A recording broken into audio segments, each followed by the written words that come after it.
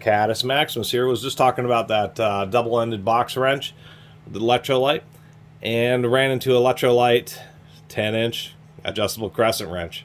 Crescent is credited with popularizing this style of the adjustable wrench, and I've made a lot of adjustable wrench videos specifically to document these things because it seems that it's one of the most copied tools in the history of hand tools, quite frankly, right next to like screwdrivers or hammers.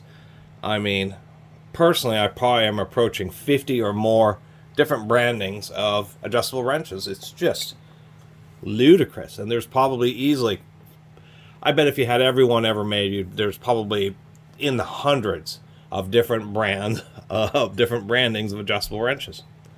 This happens to be LectroLite, forged alloy in USA.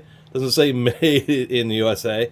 It just says Defiance Ohio, which we know is in USA, and forged alloy in USA, which is kind of a little hilarious way of doing it. But I think LectroLite was like a house brand kind of tool back in the day. A few hammering marks, but it's not too bad, as I like to do. Jaw's a little bit loose, but really not too bad, at least on this particular unit. We see that we've had some issues with the thumb screw coming loose. It's a little bit worn, so I actually put some Loctite to tighten that down. We can see that it is more proper versus some really cheap ones. You can see how these threads are flat on one side and tapered on the other. It's known as a buttress thread, so it just gives you a heavier cross section. It's a heavier duty thread. A little bit of oil, and this thing really smooths right up. Pretty wide opening. What capacity we got here? It seems to be pretty standard, 1 1/8 inches, so not too bad. A little bit more jaw play right at the very extents, but still not the worst. I like that the way this stops right there, so where it's generally flush, so you still have a lot of support on this jaw. When you're working with adjustable wrenches, you actually you're supposed to pull towards the moving jaw.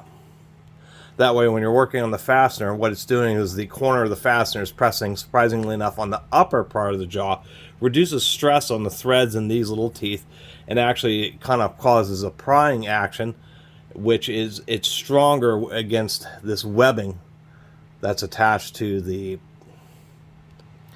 guide lug, and it's actually stronger that way. And so when you have wrenches that stop right here, it still provides quite a bit of surface area. I did just oil this. And I just like it when it designs like that. I do like it when they kind of have this hex, where it kind of forms a hex shape rather than just being rounded. It's not a big deal, or being squared off, say, like this Allied here, where it's just squared off. Proto does that too. It's not a big deal. I just kind of personally like it when they're like this. Anyway, when you check out these adjustable wrenches, if they're a little bit sticky, a little bit of oil isn't a problem.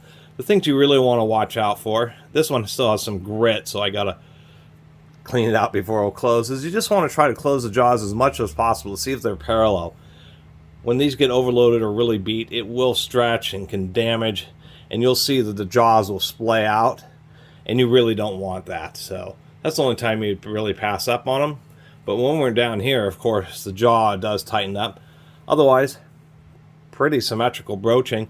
Well, it's a combination of the broaching and then how evenly it's ground.